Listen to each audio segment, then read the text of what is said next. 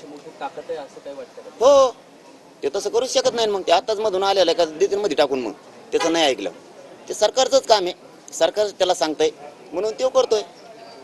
आपले सगळे सोयरे पण सुद्धा मागणी आहे दादा, सगळे त्रास देतात त्या ओबीसीच्या नेत्यांना पण. मराठ्यांचा सुद्धा पाडा म्हणतोय. जे गोरगरीब माझ्या मराठ्यांना त्रास देईल, बरं का बरं मग ठेवायचं? का ठेवायचं? म्हणजे मतदान आम्ही करायचं, मोठं आम्ही करायचं.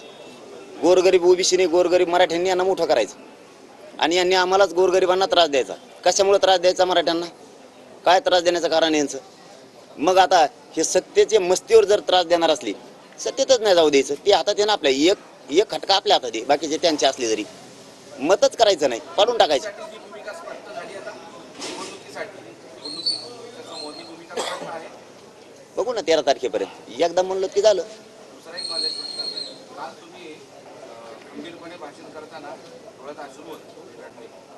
नाही काय भीती काय वाटते हे तुम्हाला? तुम्ही हे बघा, शक्यतो खंबीरपणे लढता, काय भीती आहे मला? काय काय असतं माहिती आहे का? एवढ्या मोठा समाजाचा, गोरगरिबांचा, मराठ्यांचा लढा मी लढतोय. गोरगरीब मराठ्यांच्या लेकराचं कल्याण झालं पाहिजे. आणि काही जणांचं खूप पोट दुखायला लागले, खूप पोट जळी. त्यांचे दुकानं बंद झाली, काही आमचे बी असू द्या, काही म्हणतोय मी, सरकारचे काही. त्यांना असं वाटतंय की हे एक पोरग कुठून आलं, केव्हा दिसलं नाही, इतकं कट्टरतेने जातीसाठी काम करतंय, एवढी समाजावर निष्ठा आहे, हे मॅनेज होत नाही, हे इकत बी नाही आपल्याला. इतक्या केसेस केल्यात, यासाठी मागं लावली तरी भेट नाही. मग इतकं जर हे निष्ठेनं वागलं तर मराठ्यांना आपल्याला आरक्षण दिल्याशिवाय पर्याय नाही, नसता सरकार पडल. मग त्यापेक्षा याला उघडं पाडा. म्हणजे त्यांनी काही पेरलेत. उदाहरणार्थ आमच्यातलेच काही जण फोडायचे, त्यांना प्रेस घ्यायला लावायच्या, पत्रकार परिषदा घ्यायला लावायच्या, बोलायला लावायचं, त्यांना ताकद पुरवायची, बदनाम करायला लावायचं. आणि मग त्यांनी प्रेस घेतल्याच्या नंतर ज्या कमेंट खाली येतात, त्या कमेंटच्या जोरावरती प्रेस घेणाऱ्या आमच्याच लोकांना असं वाटतं समाजाचा मला पाठिंबा आहे. ते म्हणते तुझं बरोबर आहे, आम्ही तुमच्या सोबत आहेत. पण ते वेगळेच अकाउंट आहेत, ते वेगळेच त्याला बळ देतात आणि त्याला आणखीन अडचणीत तेच आणायला लागले. त्या कमेंट बघून त्याला असं वाटायला लागलं की मला जनतेचा सपोर्ट आहे. परंतु मराठ्यांच्या नजरेतून ते पूर्ण उतारलेले असतात. पण ते मराठ्यांच्या नावाने टाकायचं. काही काही कमेंट तर असे आता महाच नाव आणि मलाच कमेंट टाकीत आहे.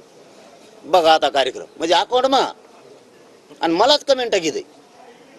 समजा मी वाईट हे चांगलं आहे असं माझ्याच नावाला मीच कसं टाकेन बरं?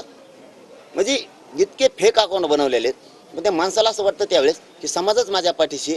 पण समाजाला सत्य कळतं, मग तो ओबीसी असो किंवा मराठा असो, तात्पुरती काडी लावायची, वाद लावायचा म्हणून हे काम चालू आहे. म्हणून मी असं म्हणलो होतो की सरकारने मला उघडं पाडायचं ठरवलंय, मला संपवायचं ठरवलंय, मला बदनाम करायचं ठरवलंय. फक्त समाजाने मला उघडं पडू देऊ नका. जर समाजाने उघडं पडू दिलं तर समाजाच्या लेकराचं उद्या सकाळी वाटोळं होईल.